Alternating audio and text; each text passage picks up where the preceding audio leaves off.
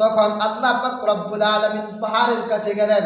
হে পাহাড়, তুমি তো বিশাল ক্ষমতার অধিকারী, সারা পৃথিবী তোমার নিয়ন্ত্রণে।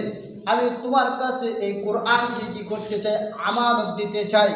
এই পাহাড় বলে, আল্লাহ, এই কোরআনের আমানত আমার দ্বারা রক্ষা করা সম্ভব না।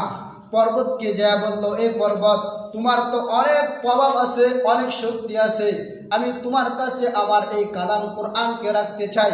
এই পর্বত বলতেছে, আল্লাহ, এই কোরআনের পাওয়ার অনেক বেশি, এই আমানত আমার দ্বারা রক্ষা করা সম্ভব না। তখন আল্লাহ পাক রব্বুল আলামিন বাবা আদমকে বলতেছেন, আদম, আপনাকে একটা আমানত দিব। আমাদের আদি পিতা আদম বলতেছেন, কি আমানত? কোরআনে কারীম।